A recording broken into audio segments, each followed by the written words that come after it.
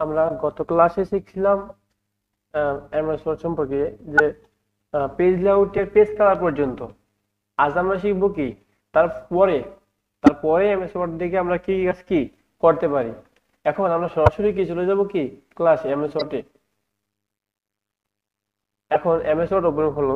এখন আমরা page colour পর্যন্ত শিখছি। পূর্বের যে কালারগুলো ছিল সেখানে কি আমরা পেজ কালার পর্যন্ত শিখছি। এখন আমরা যদি এর পর থেকে দেখি যে এর পরে আমাদের কি কি অংশ আছে বা আমাদের কি কি অংশ কি শেখাটা ইম্পর্টেন্ট বা আমরা শিখতে পারবো। যেমন এর পরে আছে কি পেজ বর্ডার। পেজ বর্ডারটা কি, যে আমরা যে একটা পেজ দেখতে পাচ্ছি এই পেজে একটা মার্জিন আছে, এই মার্জিনের বাইরে চাইলে কিন্তু আপনি লিখতে পারবেন না। যদি আপনার জায়গার প্রয়োজন হয় আপনি কি মার্জিনটাকে কমিয়ে তারপর লিখতে পারবেন, কিন্তু জায়গা যদি আপনার মার্জিনের কি বাইরে দিয়ে লিখতে পারবেন না। এখন এই মার্জিনের বাইরে কি যদি কোনো বর্ডার দিতে চাই, যেটাকে আমরা পেজ বর্ডার হিসেবে ইউজ করতে পারি, সেটা ইউজ করতে চাই, সেক্ষেত্রে আমরা কি করব, পেজ বর্ডারটা ইউজ করব। এখন আমরা সরাসরি কি পেজ বর্ডারে চলে যাই। পেজ বর্ডারে আসার পরে যে একটা বক্স আছে, বক্সে আমরা যদি শুধু কালার শুধু একটা পেজ বর্ডার হিসেবে বক্স নিতে আকারে নিতে চাই, তাহলে কি বক্সটা ফলো করবো। এখন বক্স ফলো করার পরে আমাকে বলতে কি, আমাকে আমি দেখি পেজ বর্ডার। এখন এই যে যেটা কালো দাগ হয়েছে এই দাগটাই কি পেজ বর্ডার। এখন আমি যদি চাই যে আমার দাগটা একটু মোটা দরকার, কিছুটা মোটা দরকার, তাহলে আমরা কি করব, এই মোটা করতে চাই। এখন এখানে আইসা এই অবস্থা এখানে দেওয়া আছে, এখানে আপনার পেজ বর্ডারটা কিরকম লাগবে এখানে কি দেওয়া আছে, এখানে পারবে বাট কি দেওয়া আছে আপনার কিরকম চাই। সাপোজ আমি যদি আমার পেজ বর্ডারটা এরকম চাই, যে আমার পেজ বর্ডারটা এরকম মোটা হবে। এখন আমরা শুধু পেজ বর্ডারটা মোটা না, আমরা তাহলে কি পেজ বর্ডারটা কি হবে কালার করতে চাই, যে যে কোনো একটা কালার হবে, আমার পছন্দের একটা কালার কি আমি পেজ বর্ডার দিতে চাই। সেক্ষেত্রে আমরা কি করব, এই যে কালার আইসা অটোমেটিকলি এখানে কি কিছু কালার দেওয়া আছে। সাপোজ আমি যদি এই কালারটা নিই, ডার্ক ব্লু কালারটা আমি নিয়ে নিয়ে কি করতে পারি, এই কালারটা ইউজ করতে পারি। এই কালারটা দেওয়ার সাথে সাথে কি হলো, আমার পেজ বর্ডারের কালারটা চেঞ্জ হয়ে গেল। এখন ওকে দেই। এখন কি হলো, আমার পেজ বর্ডারটা কি হলো একটু মোটা হয়েছে, মোটা হয়েছে এবং কি কালারটা চেঞ্জ হয়েছে। এখন আমি যেটা দেখি যে না আমার এরকম দাগ থাকবে না, আমার এই পেজ বর্ডারে কি থাকবে, যেমন সাপোজ কোনো ফলের ছবি থাকবে বা কোনো কি প্রাণীর ছবি থাকবে, কোনো ফুলের আকৃতির ছবি থাকবে বা কোনো কি ডিজাইন থাকবে, এই এরকম পেজ বর্ডার আমি নিতে চাই। তাহলে আমরা কি করব, আমরা প্রথমে কি করব, এই পেজ বর্ডারে আবার যাব, যাওয়ার পরে কি সরাসরি এখানে কোনো কিছু করার দরকার নেই, আমরা কি করবো, যে আর্ট, এই আর্টে আসবো। এই আর্টে আসার পরে আমরা দেখবো কি এখানে কি অনেকগুলো কি দেওয়া ইয়ে দেওয়া আছে। এখন আমার যেটা পছন্দ বা আমার যেটা কি নিলে ভালো লাগবে, কাদের সাথে কি অ্যাডজাস্ট হবে, সেটাকে আমরা নিব। সাপোজ আমি কি এই ফুলটাই নিই, এই ফুলটা নিলে কি দেওয়ার পরে ওকে। এখন কি আমার যে পূর্বে যে দাগটা ছিল, কালার দাগটা এখন আর নেই, এখন কি হলো আমাদের ফুলটা চলে আসলো। এখন কি এইটাই আমরা কি করতে পারবো, কি করব, পেজ বর্ডার হিসেবে ইউজ করে কাজ করব। এখন অনেক সময় দেখা যায় কি আমাদের পেজ বর্ডারটা চাপানো দরকার হয়, যেমন একটু ক্লোজ করা দরকার হয়, লেখার সাথে পেজ বর্ডারটা দ্রুত হয়ে যায়। কি করব, দ্রুতটা কমানোর জন্য আমরা সরাসরি কি অপশন আসবো। আসার পরে এখানে যে দেওয়া আছে মার্জিন, মার্জিনটা কিরকম দিতেছেন, এখানে সর্বোচ্চ আপনি 31 ইউজ করতে পারবেন, 31 ইউজ করতে পারবেন। আর এখানে একটা সুবিধা কি, আপনি যত 31 সর্বোচ্চ, এই 31 দিলে কি হবে, এটা চাপবে, মানে চারদিক থেকে কি কমে আসবে, বাস কমে আসলো।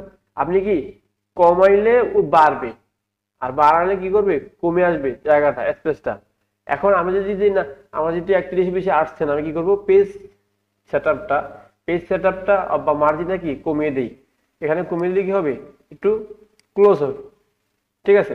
এখন আমার দরকার কি, এটা আমার দরকার না হলে আমি কি করবো, এটা রাখবো না।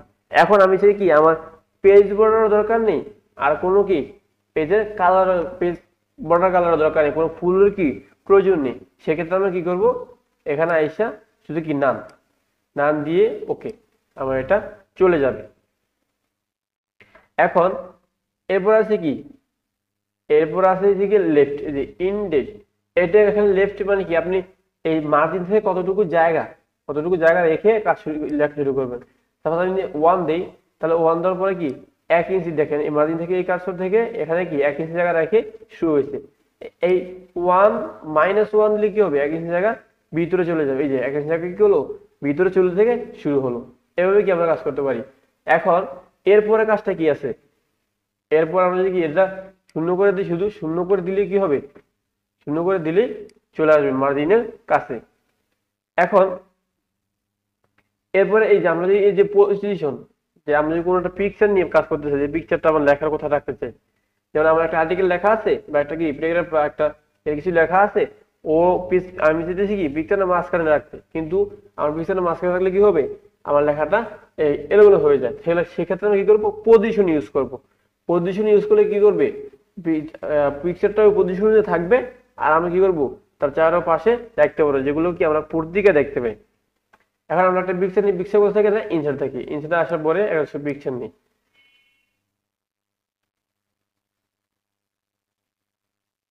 ইনসার্টে আসার পরে কি একটা পিকচার নিই,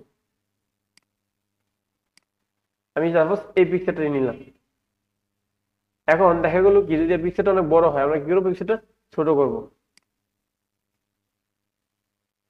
এখন পিকচারটা ছোট হলো, আমরা যা শিখছিলাম কি, পিকচারটা কি আমাদের ইচ্ছা মতো মুভ করতে চাইলে কি করতে হবে, আমাদের এই যে এখানে আইসা এই যে ইন ফন্ট অফ টেক্সট দিতে হবে।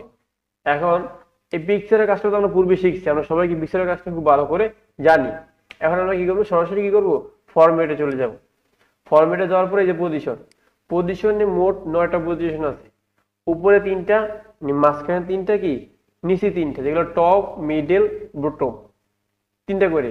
এখন এখানে দেওয়া আছে যে টপে আপনি কোথায় রাখতে চান, লেফটে, টপে সেন্টারে, টপে রাইটে, মিডলে সেন্টারে লেফটে, মিডলে রাইটে, সেন্টারে মিডলে কি রাইটে।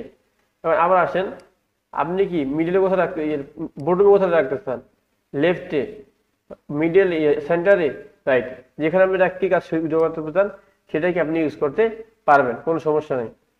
এখন আমাদের অনেক সময় কি হয়, পিকচারটা কি রোটেট করে দরকার হয়, তাহলে আমরা কিভাবে রোটেট করবো, যেগুলো আমরা কি এই পিকচার শেখার সময় আমরা ফর্মুলা থেকে শিখে আসছি। এরপর আমরা অনেক কি করছি, পূর্বে যে কাজগুলো করছি, যেমন আমরা হোমে যে কাজগুলো করছি, আমরা অফিস বটমে যে কাজগুলো করছি, ইনসার্টে যে কাজগুলো করছি, আবার পেজ লেআউটে যে কাজগুলো করছি, সেই কাজগুলো কি আমরা প্র্যাকটিস করব। প্র্যাকটিস না করলে মনে থাকবে না, আমাদের কি প্র্যাকটিস করতে হবে। প্র্যাকটিস করলে কি আমাদের অবশ্যই মনে থাকবে। আমরা কি প্র্যাকটিস করবো এবং কি বিভিন্ন ফরম্যাট তৈরি করব।